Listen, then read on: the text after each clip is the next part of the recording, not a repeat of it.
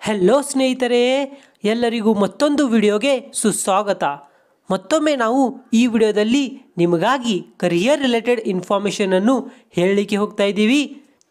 ಸ್ನೇಹಿತರೆ, ನೀವೇನಾದರೂ ನಿಮ್ಮ ವೃತ್ತಿ ಜೀವನವನ್ನು ಫೈನಾನ್ಸ್ ಅಥವಾ ಮ್ಯಾನೇಜ್ಮೆಂಟ್ ಅಕೌಂಟಿಂಗ್ದಲ್ಲಿ ಮಾಡುವ ವಿಚಾರವಿದ್ದರೆ ಸ್ನೇಹಿತರೆ, ಹಾಗಾದರೆ ನೀವು ಒಂದು ಸರಿಯಾದ ವಿಡಿಯೋಗೆ ಕ್ಲಿಕ್ ಮಾಡಿದ್ದೀರಿ.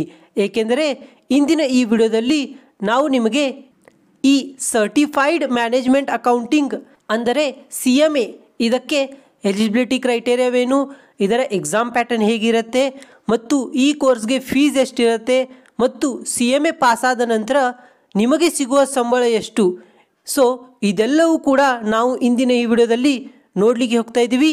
ಅದಕ್ಕಾಗಿ ನೀವು ಈ ವಿಡಿಯೋನು ಸ್ಕಿಪ್ ಮಾಡದೆ ಸಂಪೂರ್ಣವಾಗಿ ಕೊನೆಯವರೆಗೆ ನೋಡಿ. ಮತ್ತೆ ನಡ್ರಿ ಸ್ನೇಹಿತರೆ, ಈ ವಿಡಿಯೋನ ಪ್ರಾರಂಭಿಸೋಣಂತೆ.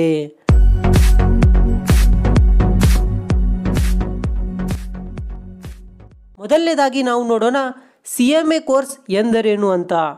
ಹಾಗಾದರೆ ಸರ್ಟಿಫೈಡ್ ಮ್ಯಾನೇಜ್ಮೆಂಟ್ ಅಕೌಂಟೆಂಟ್ ಎನ್ನುವುದು ಯುನೈಟೆಡ್ ಸ್ಟೇಟ್ಸ್ ಆಫ್ ಅಮೆರಿಕಾನಲ್ಲಿರುವ ಇನ್ಸ್ಟಿಟ್ಯೂಟ್ ಆಫ್ ಮ್ಯಾನೇಜ್ಮೆಂಟ್ ಅಕೌಂಟ್ಸ್ ನಿಂದ ಜಾಗತಿಕವಾಗಿ ಗುರುತಿಸಲ್ಪಟ್ಟ ವೃತ್ತಿಪರ ಪ್ರಮಾಣಿಕವಾಗಿದೆ. ಈ CMA ವೃತ್ತಿಯು ನಿರ್ದಿಷ್ಟವಾಗಿ ಹಣಕಾಸು ನಿರ್ವಹಣೆ ಮತ್ತು ಕಾರ್ಯತಂತ್ರದಲ್ಲಿ ಉತ್ತಮ ಸಾಧನೆ ಮಾಡಲು ಬಯಸುವ ಅಭ್ಯರ್ಥಿಗಳಿಗಾಗಿ ಈ CMA ಕೋರ್ಸನ್ನು ಮಾಡಲಾಗಿದೆ. ನೀವು ಈ CMA ಪರೀಕ್ಷೆ ಪಾಸಾದ ನಂತರ ವಿಶ್ವಾದ್ಯಂತ ಉನ್ನತ ಶ್ರೇಣಿಯ ಹಣಕಾಸು ಮತ್ತು ಲೆಕ್ಕಪತ್ರ ಸ್ಥಾನಗಳಿಗೆ ಆಯ್ಕೆಯಾಗಬಹುದು. CMA ಇದು ಅಂತಾರಾಷ್ಟ್ರೀಯ ಪರೀಕ್ಷೆಯಾಗಿದ್ದರಿಂದ ನಿಮಗೆ ಅಮೆರಿಕದಲ್ಲಾಗಲಿ ಅಥವಾ UKದಲ್ಲಾಗಲಿ ಅಥವಾ UAE ದಲ್ಲಾಗಲಿ ಅಥವಾ ಭಾರತದಲ್ಲಾಗಲಿ ನಿಮಗೆ ದೇಶಾದ್ಯಂತ ಹುದ್ದೆಗಳು ಸಿಗುತ್ತವೆ. ಈಗ ನಾವು ನೋಡೋಣ ಈ CMA ಪರೀಕ್ಷೆಯ ಸ್ಟ್ರಕ್ಚರ್ ಬಗ್ಗೆ. ಈ ಪರೀಕ್ಷೆಯಲ್ಲಿ 2 ಪೇಪರ್ಗಳಿರುತ್ತವೆ. ಈ 2 ಭಾಗಗಳನ್ನು ಈ CMAನಲ್ಲಿ ಪಾರ್ಟ್ಗಳೆಂದು ಕರೆಯುತ್ತಾರೆ. ಮೊದಲನೇದು ಪಾರ್ಟ್ 1, ಆನಂತರ ಬರುವುದು ಪಾರ್ಟ್ 2. ಪಾರ್ಟ್ 1ನಲ್ಲಿ financial planning, performance and analytics, ಇದರಲ್ಲಿ cost management, budgeting, internal controls ಮತ್ತು ಪರ್ಫಾರ್ಮೆನ್ಸ್ ಮ್ಯಾನೇಜ್ಮೆಂಟ್ ಇವೆಲ್ಲ ವಿಷಯಗಳು ಒಳಗೊಂಡಿರುತ್ತವೆ. ಇದು 100 ಪ್ರಶ್ನೆಗಳನ್ನು ಒಳಗೊಂಡ MCQ ಪೇಪರ್ ಆಗಿರುತ್ತೆ ಮತ್ತು ಇದು 2 ಪ್ರಬಂಧ ಪ್ರಶ್ನೆಗಳು ಮತ್ತು 10 ರಿಂದ 12 ಲೆಕ್ಕಾಚಾರ ಪ್ರಶ್ನೆಗಳು ಅಥವಾ ಲಿಖಿತ ಉತ್ತರಗಳನ್ನು ಒಳಗೊಂಡಿರುತ್ತದೆ. ಪಾರ್ಟ್ 1ಗೆ ಸಿಗುವ ಅವಧಿಯನ್ನು ನೋಡುವುದಾದರೆ MCQ ಪೇಪರ್ಗೆ 3 ಗಂಟೆಗಳು ಸಿಗುತ್ತವೆ ಮತ್ತು ಪ್ರಬಂಧ ಪ್ರಶ್ನೆಗಳಿಗೆ 1 ಗಂಟೆ. ಈಗ ನೋಡೋಣ part 2, strategic financial management. Financial statements analysis, risk management, investment decisions ಮತ್ತು ಪ್ರೊಫೆಷನಲ್ ಎಥಿಕ್ಸ್ ಇವೆಲ್ಲ ವಿಷಯಗಳನ್ನು ಒಳಗೊಂಡಿರುತ್ತದೆ. ಇಲ್ಲಿಯೂ ಕೂಡ 100 ಬಹು ಆಯ್ಕೆಯ ಪ್ರಶ್ನೆಗಳನ್ನು ಹೊಂದಿರುತ್ತದೆ. ನಂತರ 2 ಪ್ರಬಂಧ ಪ್ರಶ್ನೆಗಳು, 10 ರಿಂದ 12 ಲೆಕ್ಕಾಚಾರಗಳು ಅಥವಾ ಲಿಖಿತ ಉತ್ತರಗಳನ್ನು ಒಳಗೊಂಡಿರುತ್ತದೆ. ಪರೀಕ್ಷೆಗೆ ಅವಧಿಯು ಬಹು ಆಯ್ಕೆಯ ಪ್ರಶ್ನೆಗಳಿಗೆ 3 ಗಂಟೆಗಳು ಮತ್ತು ಪ್ರಬಂಧ ಪ್ರಶ್ನೆಗಳಿಗೆ 1 ಗಂಟೆ. ಕೆಲವರ ಪ್ರಶ್ನೆ ಇರುತ್ತೆ, ಸರ್ ನಾವು ಈ ಕೋರ್ಸನ್ನು ಎಷ್ಟು ತಿಂಗಳಲ್ಲಿ ಅಥವಾ ಎಷ್ಟು ವರ್ಷದಲ್ಲಿ ಮುಗಿಸಬಹುದು ಅಂತ. ಇದರ ಬಗ್ಗೆ ನೋಡುವುದಾದರೆ ಇದು ಪ್ರತಿಯೊಬ್ಬ ವಿದ್ಯಾರ್ಥಿಯ ಮೇಲೆ ಅವಲಂಬಿತವಾಗಿರುತ್ತದೆ. ಆದರೆ ಕೆಲವು ಪ್ರೊಫೆಷನಲ್ಗಳಿಂದ ತಿಳಿದು ಬಂದ ಹಾಗೆ ಈ ಕೋರ್ಸನ್ನು 12 ರಿಂದ 18 ತಿಂಗಳ ಒಳಗಾಗಿ ಪೂರ್ಣಗೊಳಿಸಬಹುದು. ಏಕೆಂದರೆ ಈ ಪರೀಕ್ಷೆಯನ್ನು ಅಮೆರಿಕಾದ ಇನ್ಸ್ಟಿಟ್ಯೂಟ್ ಆಫ್ ಮ್ಯಾನೇಜ್ಮೆಂಟ್ ಅಕೌಂಟೆಂಟ್ ಅವರು ವರ್ಷದಲ್ಲಿ 3 ಬಾರಿ ನಡೆಸುತ್ತಾರೆ. ಮೊದಲನೇದು ಜನವರಿ ಫೆಬ್ರವರಿನಲ್ಲಿ, ಆನಂತರ 2ನೇ ಬಾರಿ ಮೇ ಜೂನ್ದಲ್ಲಿ, ಆನಂತರ 3ನೇ ಬಾರಿಯಲ್ಲಿ ಸೆಪ್ಟೆಂಬರ್ ಅಕ್ಟೋಬರ್ನಲ್ಲಿ. ಹೀಗಾಗಿ ವರ್ಷದಲ್ಲಿ 3 ಬಾರಿ ಪರೀಕ್ಷೆಯನ್ನು ನಡೆಸುತ್ತಾರೆ. ನೀವೇನಾದರೂ ಮೊದಲನೇ ವಿಂಡೋ ಜನವರಿ ಫೆಬ್ರವರಿಯ ಪರೀಕ್ಷೆಗೆ ರಿಜಿಸ್ಟ್ರೇಷನ್ ಮಾಡಬೇಕೆನ್ನುವವರು ನೀವು 1 ತಿಂಗಳ ಮುಂಚೆಯೇ ಅಂದರೆ ಡಿಸೆಂಬರ್ನಲ್ಲಿಯೇ ರಿಜಿಸ್ಟ್ರೇಷನ್ ಮಾಡಬೇಕಾಗುತ್ತದೆ. ಈಗ ನಾವು ಈ ಪರೀಕ್ಷೆಯ ಅರ್ಹತೆಯ ಮಾನದಂಡವೇನು ಎಂಬುದರ ಬಗ್ಗೆ ನೋಡೋಣ. ಮೊದಲನೇದು, ನೀವು ಮಾನ್ಯತೆ ಪಡೆದ ಯೂನಿವರ್ಸಿಟಿನಿಂದ ಸ್ನಾತಕೋತ್ತರ ಪದವಿ ಅಥವಾ ಇದಕ್ಕೆ ಸಮಾನವಾದ ವೃತ್ತಿಪರ ಅರ್ಹತೆಯನ್ನು ಪಡೆದಿರಬೇಕು. ಎರಡನೇದಾಗಿ, ನೀವು ಲೆಕ್ಕಪತ್ರ ನಿರ್ವಹಣೆ ಅಥವಾ ಹಣಕಾಸು ನಿರ್ವಹಣೆಯಲ್ಲಿ 2 ವರ್ಷಗಳ ವೃತ್ತಿಪರ ಅನುಭವವನ್ನು ಪಡೆದಿರಬೇಕು. ಆದರೆ ನೀವು ವಿದ್ಯಾರ್ಥಿಯಾಗಿದ್ದರೆ ನಿಮಗೆ ಚಿಂತೆ ಪಡುವ ಅವಶ್ಯಕತೆವಿಲ್ಲ. ಏಕೆಂದರೆ ನೀವು ನಿಮ್ಮ ಪರೀಕ್ಷೆಯಲ್ಲಿ ಉತ್ತೀರ್ಣರಾದ ನಂತರ ಈ ಅಗತ್ಯವನ್ನು ಪೂರ್ಣಗೊಳಿಸಲು ನಿಮಗೆ 7 ವರ್ಷಗಳವರೆಗೆ ಸಮಯವಿರುತ್ತದೆ. ತದನಂತರ ನೀವು IMAನ ಸದಸ್ಯತ್ವವನ್ನು ಪಡೆದಿರಬೇಕು. ನೀವು ಇದರ ಸದಸ್ಯತ್ವವನ್ನು ಪಡೆಯಲು ಒಂದು ಕನಿಷ್ಠ ಪಕ್ಷ ಶುಲ್ಕವನ್ನು ಕೊಡಬೇಕಾಗುತ್ತದೆ. ತದನಂತರ ನೀವು ಹೋಗಿ ಸದಸ್ಯರಾಗುತ್ತೀರಿ. ಈಗ ನಾವು ನೋಡೋಣ ಈ ಪರೀಕ್ಷೆಗೆ ಬರುವ ವೆಚ್ಚಗಳು ಮತ್ತು ಶುಲ್ಕಗಳು.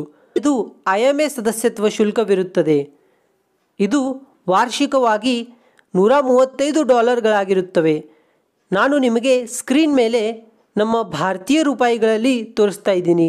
ಆದರೆ ನೀವು ಅಪ್ಲೈ ಮಾಡುವಾಗ ಕರೆಂಟ್ $1ನ ಬೆಲೆಯನ್ನು ಚೆಕ್ ಮಾಡಿ, ಏಕೆಂದರೆ ಇದು ಸಮಯಾನುಸಾರ ಬದಲಾಗುತ್ತದೆ.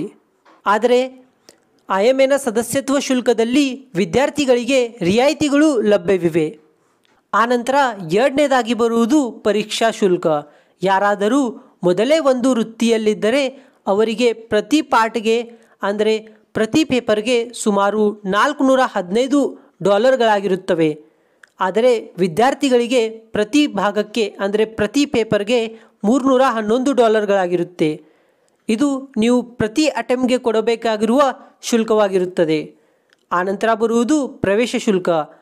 ನೀವು ಇದಕ್ಕೆ ರಿಜಿಸ್ಟ್ರೇಷನ್ ಫೀ ಅಥವಾ ಎಂಟ್ರೆನ್ಸ್ ಫೀನೂ ಕೂಡ ಅನ್ನಬಹುದು. ಇದು $280 ಸೊ ಕೊನೆಯದಾಗಿ ಬರುವುದು ನೀವೇನಾದರೂ ಪರೀಕ್ಷೆಯ ತಯಾರಿಗಾಗಿ ಕೋಚಿಂಗ್ ಕ್ಲಾಸಸ್ಗಳನ್ನು ತೆಗೆದುಕೊಳ್ಳಲಿದ್ದರೆ ನಿಮಗೆ ಇದರ ಫೀಸ್ 70,000ರಿಂದ 90,000ವರೆಗೆ ಇರುತ್ತದೆ. ಸೊ ಒಟ್ಟಾರೆಯಾಗಿ ಈ ಪರೀಕ್ಷೆಯ ವೆಚ್ಚವನ್ನು ನೋಡುವುದಾದರೆ $1,50,000 ಖರ್ಚು ಬರುತ್ತದೆ. ನೋಡೋಣ ನೀವು ಈ CMA ಕೋರ್ಸನ್ನು ಕಂಪ್ಲೀಟ್ ಆದ ನಂತರ ನಿಮಗೆ ಸಿಗುವ ಸ್ಯಾಲ್ರಿ ಎಷ್ಟು. ಇದು ಅಮೆರಿಕಾದ ಪರೀಕ್ಷೆ ಮತ್ತು ವೃತ್ತಿಯಾಗಿದ್ದರಿಂದ ನಿಮಗೆ ಬೇರೆ ಬೇರೆ ದೇಶದಲ್ಲಿ ಅಂದರೆ ದೇಶ ವಿದೇಶಗಳಲ್ಲಿ ಹುದ್ದೆಗಳು ಸಿಗುತ್ತವೆ. ಆದ್ದರಿಂದ ನಿಮ್ಮ ವೇತನವು ನೀವು ಯಾವ ದೇಶದಲ್ಲಿ ಕೆಲಸ ಮಾಡುತ್ತಿದ್ದೀರಾ ಎಂಬುದರ ಮೇಲೆ ಅವಲಂಬಿತವಾಗಿರುತ್ತದೆ. ಆದರೆ ನಾವು ಭಾರತ ದೇಶದಲ್ಲಿ ನೋಡಿದರೆ ಇಲ್ಲಿ ನಿಮಗೆ ಕನಿಷ್ಠ ಪಕ್ಷ ತಿಂಗಳಿಗೆ $70,000 ತಿಂಗಳಿಗೆ ಸ್ಯಾಲರಿ ಸಿಗುತ್ತದೆ. ಇದು ಹೆಚ್ಚು ಆಗಬಹುದು ಅಥವಾ ಕಡಿಮೆನೂ ಕೂಡ ಆಗಬಹುದು. ಇದು ಅವಲಂಬಿತವಾಗಿದೆ ನಿಮ್ಮ ನಾಲೆಜ್ ಮತ್ತು ಎಕ್ಸ್ಪರ್ಟೀಸ್ ಮೇಲೆ. ಕೊನೆಯದಾಗಿ ಕೆಲವರ ಮನಸ್ಸಿನಲ್ಲಿ ಪ್ರಶ್ನೆವಿರುವುದೇನೆಂದರೆ, ಸರ್ ಆದರೆ ನಮ್ಮ ಭಾರತ ದೇಶದಲ್ಲಿಯೂ ಕೂಡ ಒಂದು CMA ಕೋರ್ಸ್ ಇದೆ ಅಲ್ವಾ? ಇಲ್ಲಿರುವ CMA ಮತ್ತು ಅಮೆರಿಕದಲ್ಲಿರುವ CMA ಇದೆರಡು ನಡುವೆ ಇರುವ ವ್ಯತ್ಯಾಸವೇನು? ಸೊ ನಾವು ಇದರ ಉತ್ತರವನ್ನು ನೋಡಿದರೆ ಹೌದು, ವ್ಯತ್ಯಾಸವಿದೆ. ಭಾರತದಲ್ಲಿರುವುದು ಕಾಸ್ಟ್ ಆ್ಯಂಡ್ ಮ್ಯಾನೇಜ್ಮೆಂಟ್ ಅಕೌಂಟಿಂಗ್, ಆದರೆ ಅಮೆರಿಕದಲ್ಲಿರುವುದು ಸರ್ಟಿಫೈಡ್ ಮ್ಯಾನೇಜ್ಮೆಂಟ್ ಅಕೌಂಟಿಂಗ್. ಆದಾಗ್ಯೂ ನಮ್ಮ ಸ್ನೇಹಿತರಿಗೆ ನಮ್ಮ ಭಾರತದ CMA ಬಗ್ಗೆ ಡೌಟ್ ಇದ್ದರೆ ನಾನು ನಿಮಗಾಗಿ ಈ ಚಾನೆಲ್ ಮೇಲೆ ವಿಡಿಯೋವನ್ನು ತರುತ್ತೇನೆ. ನೀವು ಈ ಕಾಮೆಂಟ್ ಸೆಕ್ಷನ್ನಲ್ಲಿ ಇಂಡಿಯಾ CMA ಎಂದು ಟೈಪ್ ಮಾಡಿ, ನಾನು ನಿಮಗಾಗಿ ಈ ವಿಡಿಯೋವನ್ನು ತರುತ್ತೇನೆ. ಸೊ ಸ್ನೇಹಿತರೆ, ಇದೆಲ್ಲವೂ ಕೂಡ ಅಮೆರಿಕಾದ CMA ಕೋರ್ಸ್ ಬಗ್ಗೆ ಸಂಪೂರ್ಣವಾದ ಮಾಹಿತಿಯಾಗಿತ್ತು. ಸೊ ಸ್ನೇಹಿತರೆ, ಈ ವಿಡಿಯೋ ನಿಮಗೆ ಚೆನ್ನಾಗಿಸಿದರೆ ನೀವು ಹೋಗಿ ಈ ವಿಡಿಯೋನ ಲೈಕ್ ಮಾಡಿ. ಮತ್ತು ಸ್ನೇಹಿತರೆ, ಏನಾದರೂ ಈ ವಿಡಿಯೋ ಬಗ್ಗೆ ಡೌಟ್ ಇದ್ದರೆ ನೀವು ಹೋಗಿ ಕಮೆಂಟ್ ಸೆಕ್ಷನಲ್ಲಿ ಕಾಮೆಂಟ್ ಮಾಡಿ. ಮತ್ತು ಸ್ನೇಹಿತರೆ, ಈ ವಿಡಿಯೋನ ನಿಮ್ಮ ಸ್ನೇಹಿತರು ಕೂಡ ಶೇರ್ ಮಾಡಿ.